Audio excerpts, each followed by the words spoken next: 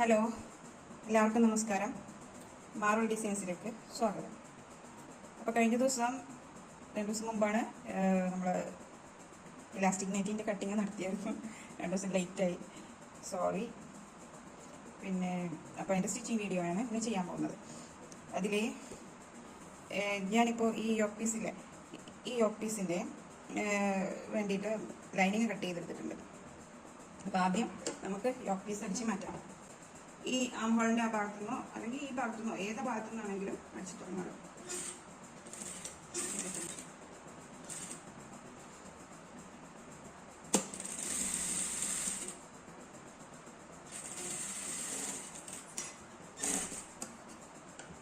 നെക്കിൻ്റെ ഭാഗമാണ് ഈ അടിക്കുന്നത്.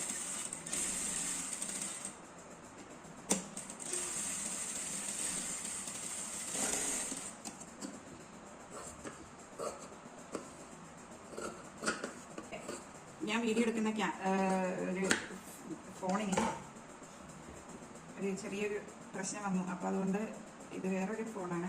ചിലപ്പോൾ ക്ലാരിറ്റിയൊക്കെ കുറവായിരിക്കും, എന്നാലും എല്ലാവരും ക്ഷമിക്കുക. മനസ്സിലാകുന്നു വിചാരിക്കണം.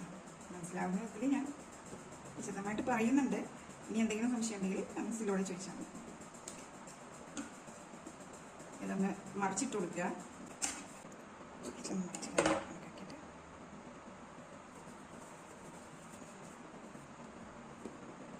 വോയിസൊക്കെ കൊടുക്കാൻ ഇച്ചിരി ബുദ്ധിമുട്ടുണ്ട്. കാരണം എന്താണെന്ന് വെച്ചാൽ ഫോണ് ചേഞ്ച് ആയപ്പോഴേ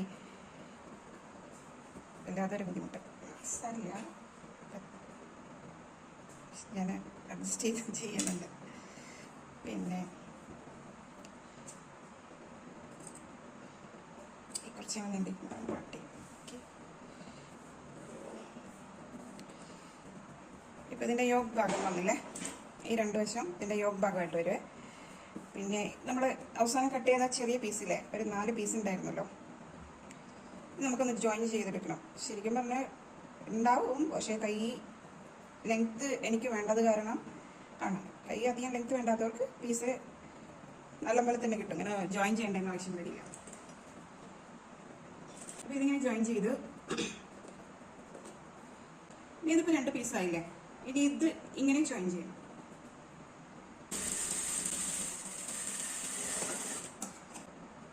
അതാ ഇപ്പം ഇതിങ്ങനെ ഇത്ര വീതിയുള്ള ഒരു പീസായി കിട്ടി നമുക്ക്. ഇനി എത്ര നീളം വീതിയുണ്ടെന്ന്, ഇതിന് ഇങ്ങനെയുള്ള നീളം 12 മതിയാവും ശരിക്കും പറഞ്ഞാൽ. ഇതിപ്പോൾ 13 ഉണ്ട്, ഈ അരികൊക്കെ ഷേപ്പ് ചെയ്തിട്ടുണ്ട്. 12 മതി. പിന്നെ വീതി നമുക്ക് ഞാനൊരു 3/4 ഇഞ്ചിൻ്റെ അലാസ്റ്റിക്കാണ് ഉപയോഗിക്കുന്നത്. 1ൻ്റെയും ഉപയോഗിക്കുക. അങ്ങനെ അപ്പോൾ അതനുസരിച്ചിട്ടുള്ള വീതി നമുക്ക് വേണ്ട വരും. 4 ഇഞ്ചോളം കാണുന്നുണ്ട്. ശരിക്കും ഷേപ്പൊന്നും അല്ല, നമ്മൾ പീസൊക്കെ കുട്ടിയതിൻ്റെ പോലെ കുഴപ്പമൊന്നുമില്ല. അത് ശരിയായി വരും തയ്ച്ച് വരുമ്പോൾ. ഇതിപ്പോൾ ഇങ്ങനെ വരും. ഇങ്ങനെ വന്നു കഴിഞ്ഞാൽ ഇങ്ങനെ 2 മടക്കായിട്ട് വരുമ്പോൾ 2 ഇഞ്ചിൻ്റെ വീതി. 1 ഇഞ്ചിൻ്റെ ഇലാസ്റ്റിക് വേണമെങ്കിൽ വെക്കാം, അതിനുള്ള വീതിയുണ്ട്. ഇനി ഇതിന് വീതി കുറവാണെങ്കിൽ 3/4 ഇഞ്ചിൻ്റെ വെച്ചാലും മതി. അപ്പോൾ വീതിയുള്ള കാരണം ഞാനെന്നാൽ 1 ഇഞ്ചിൻ്റെ വയ്ക്കാമെന്ന് വിചാരിക്കുന്നു. ഇനി ഫ്രണ്ട് പീസില്ലേ നമ്മൾ വെട്ടിയെടുത്തത്, ഫ്രണ്ട് പീസിൻ്റെ ബാക്കി സ്റ്റാർട്ടിൻ്റെ ഭാഗം തന്നെ പോർഷൻ, അത് അതിൻ്റെ സെൻറ്റർ ഒന്ന് മാർക്ക് ചെയ്യണം. എന്നിട്ട് ഇത് നിരത്തി വയ്ക്കുക. ഇത് നിരത്തി വയ്ക്കുമ്പോൾ ഇതിൻ്റെ നല്ല വശം അല്ല, നമുക്ക് നല്ല വശത്തേക്കാണ് തിരിച്ചെടുക്കേണ്ടത്. അപ്പോൾ ഇതിൻ്റെ ചീത്ത ഭാഗത്ത് വെച്ച് തയ്ച്ചിട്ട് നല്ല വശത്തേക്ക് മറിച്ചടിക്കണം. അപ്പോൾ ഒരു ഭാഗം എന്തായാലും നമ്മൾ ഇതിൻ്റെ ജസ്റ്റ് ഒന്ന് മടക്കി തയ്ച്ചു കൊടുക്കുക. ഇനി ഇതിൻ്റെ സെൻറ്റർ ഭാഗം ഇവിടെ വെക്കണ സെൻറ്റർ ഭാഗം നമ്മൾ അടയാളപ്പെടുത്തിയില്ലേ, അവിടെ വെക്കുക. അല്ല, വെച്ചിട്ട് അവിടെ വരുന്ന വിധത്തിൽ വന്നിട്ട് നമ്മളത്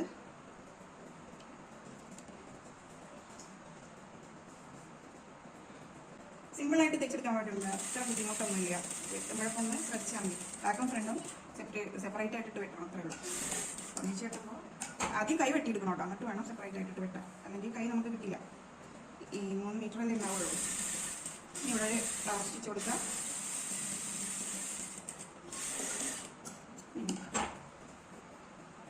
ഇപ്പം ഇത് ഇങ്ങനെ ഫ്രണ്ട് വശത്തേക്ക് വരും കേട്ടോ. ഇങ്ങനെ നിൽക്കും. ഇങ്ങനെ നിൽക്കുമ്പോൾ നമുക്ക് ഇതിൻ്റെ ഉള്ളിൽ എലാസ്റ്റിക് വെച്ച് കൊടുക്കണം. ഫസ്റ്റ് തന്നെ എലാസ്റ്റിക് മുറിച്ചെടുക്കരുത് കേട്ടോ. മുറിക്കാതെ തന്നെ നമുക്ക് ഇവിടെ ഒന്ന് വെച്ച് കൊടുക്കാം. ഇതിപ്പോൾ 1 ഇഞ്ചിൻ്റെ ഇലാസ്റ്റിക്കാണ്. മറ്റേത് ആദ്യം എടുത്തത് 3/4 ഇഞ്ചിൻ്റെ ആയിരുന്നു. അതുകൊണ്ട് ഇത് 1 ഇഞ്ച് ഇലാസ്റ്റിക്. ഇത് മുറിക്കരുത്, മുറിക്കാതെ തന്നെ നമ്മൾ വയ്ക്കുക. അവസാനം തയ്ച്ചതിന് ശേഷം മാത്രം തയ്ച്ചിട്ട് നമുക്ക് കറക്റ്റ് മുറിച്ചെടുക്കാം.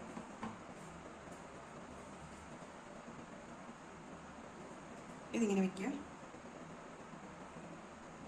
ഇതിന് എവിടേക്കാ തയ്യൽ ഇങ്ങനെ മടങ്ങി നിൽക്കണ്ടെന്ന് നോക്കണം കേട്ടോ. ആദ്യം കണ്ടോ കറക്റ്റ് വന്ന് നിൽക്കണേ.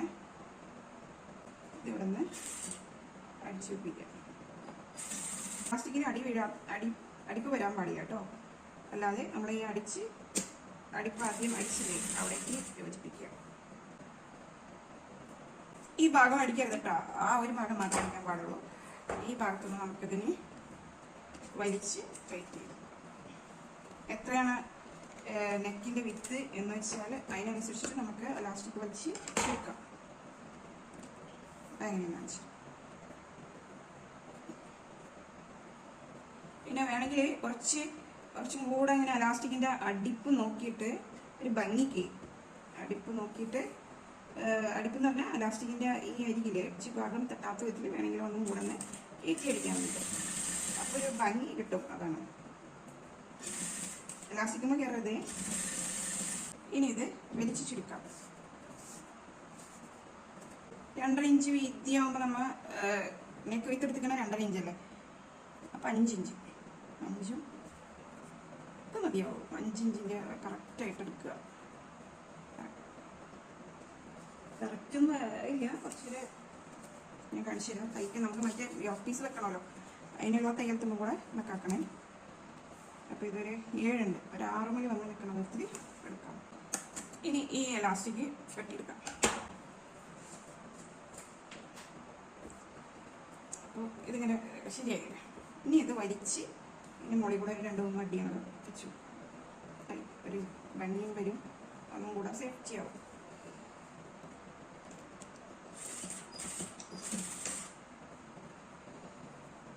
രണ്ടോളം വലിച്ചു പിടിക്കുന്നതാണ് നല്ലത്. ചിലർ പറയും ഒരു ഭാഗം മാത്രം വലിച്ചാൽ മതിയെന്ന്, പക്ഷെ എനിക്ക് കംഫർട്ടായിട്ട് തോന്നിക്കുന്ന 2 ഭാഗം വലിക്കുമ്പോഴാണ്.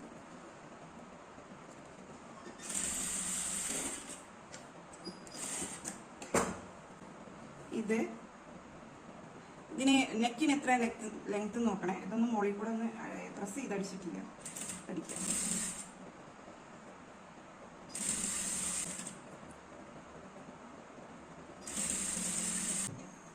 അപ്പോൾ ഇതിൽ നമ്മുടെ നെക്കിൻ്റെ അകലല്ല ലെങ്ത്ത് അടയാളം ചെയ്യണം. എത്രയാണ് നെക്കിൻ്റെ ലെങ്ത്ത് വേണ്ടതെന്ന് വെച്ചാൽ അത് മാർക്ക് ചെയ്യാം. എനിക്കൊരു 6 ഇഞ്ച് മതി. 6 ഇഞ്ച് തന്നെ ഇവിടെ മാർക്ക് ചെയ്യണം. 6 ഇഞ്ച് മാർക്ക് ചെയ്ത ഭാഗം ഇങ്ങനെ വയ്ക്കാം. ഈ മാർക്ക് ചെയ്തില്ലേ 6 ഇഞ്ച് മാർക്ക് ചെയ്തത് ഇവിടെ വയ്ക്കുക. ഈ എലാസ്റ്റിക് വെച്ച് ആ ഭാഗം കൊണ്ട് വയ്ക്കാം. അടിച്ചു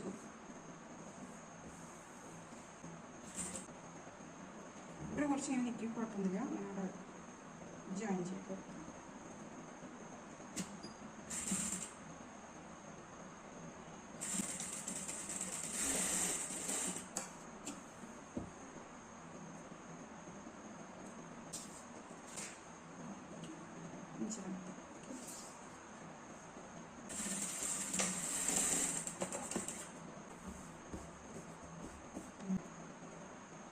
കൊടുക്കണേ ഒരു ഭംഗിക്ക് വേണ്ടിയിട്ട്.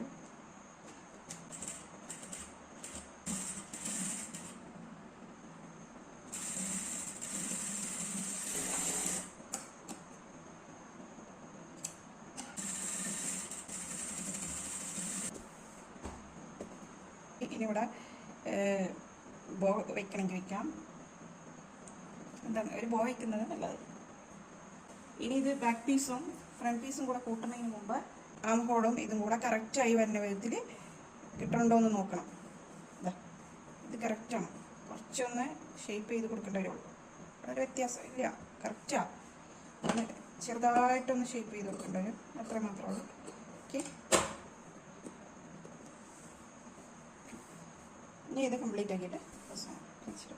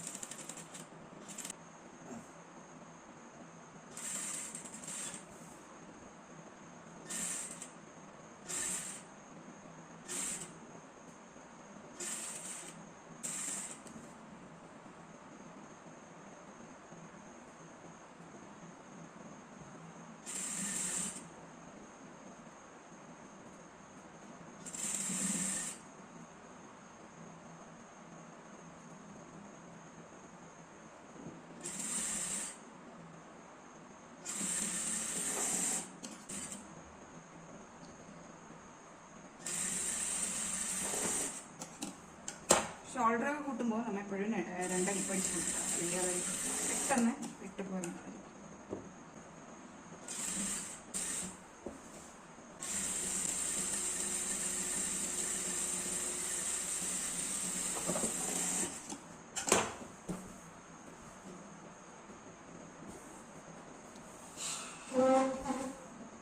അപ്പോൾ ഇതിൻ്റെ താഴെ ഭാഗം ഇത്രയും വ്യത്യാസം അല്ല, ബാക്കും ഫ്രണ്ടും കൂടെ വ്യത്യാസം വരുന്നുണ്ട്. അപ്പോൾ അത് കറക്റ്റ് ചെയ്തു അടിവശം അടിക്കടിക്കുക, ഇങ്ങനെ വെച്ചടിക്കുക.